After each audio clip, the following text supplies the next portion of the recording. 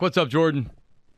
Well, guys, I feel like I sound like a broken record now, apologizing for every little heart attack every Sunday. And you do not have to apologize, brother. I'm telling you, you do not have to apologize for winning, man. You do not. Although we all will agree with you about the emotional roller coaster and the heart Well, attack that's what aspect I'm of it. that's what I'm apologizing for. The emotional roller coaster. It's not winning. I'm never going to apologize for winning. Exactly. But, yeah, the emotional roller coaster for sure. I'll tell you what, though, is as long as it continues to land in the station, meaning end with a W, it's all good, man. That's a part of the thrill of being a fan. Sure. Wouldn't we like every game to be nice and easy like last year and you guys give us no stress?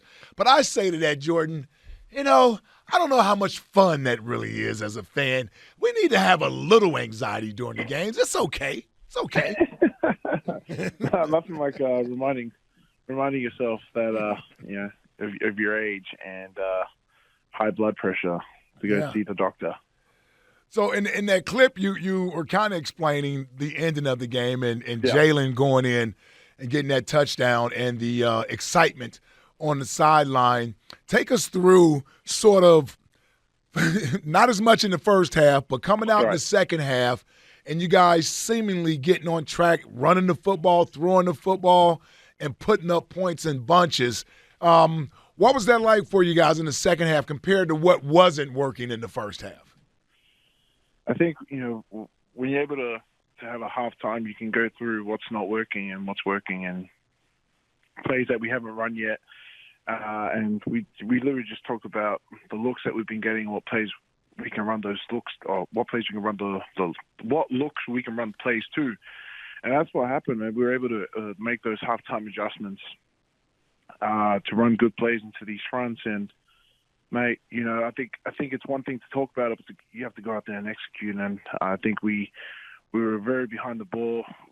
We know the team, our identity is, and we're not going to give up till the final whistle. And that's what happened. You saw guys come together and execute, and really put their best play forward.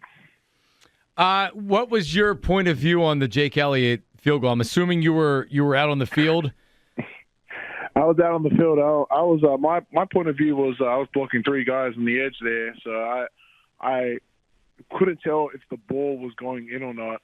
And then I had to look down the field to see the referee's arms go up.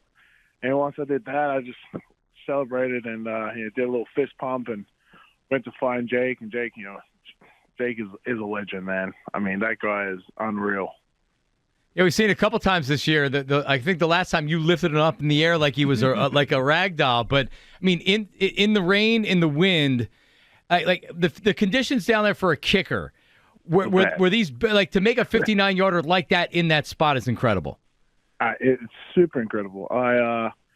Well, the reason why I didn't pick him up was because we still had a job to do. We tied the game for sure, and that can warrant a me lifting him up. But I think we're still thinking bigger picture. We still got OT to play, and man, what a kick from Jake!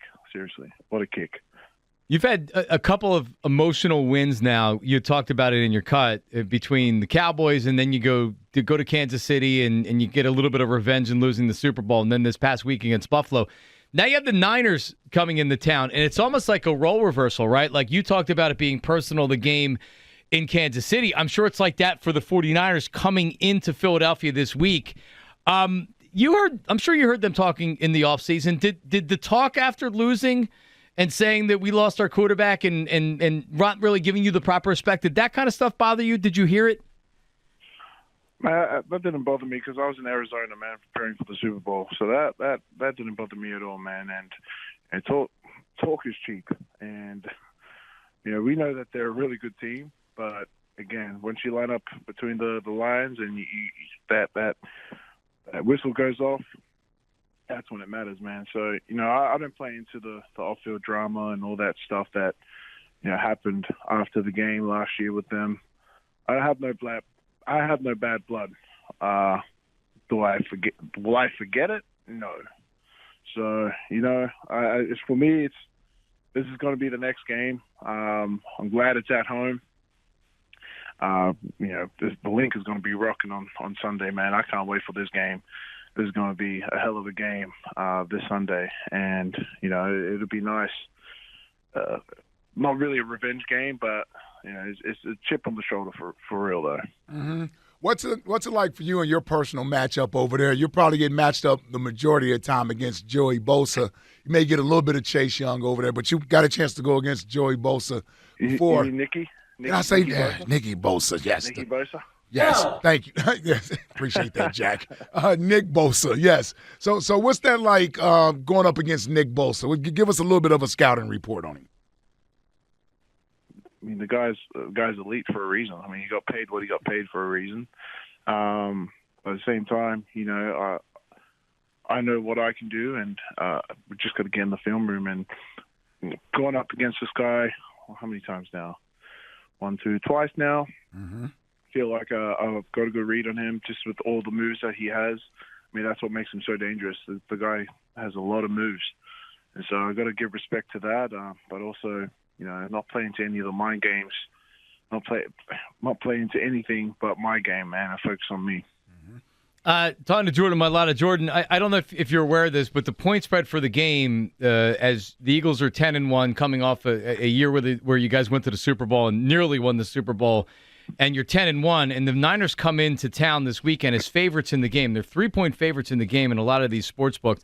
Did you know that? And does that do you guys feel disrespected by that? Yeah, I saw that online, and to be honest, I don't give a damn. To be honest, I don't really care about that stuff. I mean, it's people who aren't playing on Sundays who creating these margins, whatever you want to call it. Man, we'll see, man. When the whistle goes to start the game off, that's when that stuff will matter, and I don't really care about who's favorites to win this game, and we're just going to focus on our process. That's what it's always been about. That's what it will always be about. Mm-hmm. And there's no reason to stray off the path, mate. So I'm just going to focus on us, man, our process. We're going to focus on our game goals this week, and the ultimate game goal is to walk out the link with a win. But we're going to go out there and execute this game plan. It's been a tough 4 weeks, man. You guys have earned every victory that you've gotten over the last few weeks. Been some physical games, right? Like, mm-hmm. How are you feeling physically at this stage of the season? Oh, dude, I'm hurting after every game, for sure. It's been such a physical battle the last 3 or 4 weeks. The bye week couldn't have come at an even better time. So my body's feeling, even though I'm feeling like beaten up after every game, that bye week really helped with refreshing the body. So just staying on top of my recovery routine has been key into, I guess, the success that we've been having. And I guess just, again, Sirianni being flexible with our schedule, making sure guys are getting more time to recover, focusing on their bodies, and making sure that we're 100% to go on game day. How was your Thanksgiving? We knew you were going over Landon Dickerson's house. I think you told us last week. That's right. Yeah, it was good. Landon's family were in town, and so were his wives. So that was an awesome time to hang out there, Thanksgiving, and just have some turkey and have some great something cooking. Jordan, good luck on Sunday. We know it's going to be a tough one, and great to talk to you. And we'll talk to you again next week. Sweet. Cheers. See you then, boys. Thanks, Arias. Jordan Mailata, who he said, I have no bad blood, but will I forget it? No. Talking about the 49ers. A good way to say it.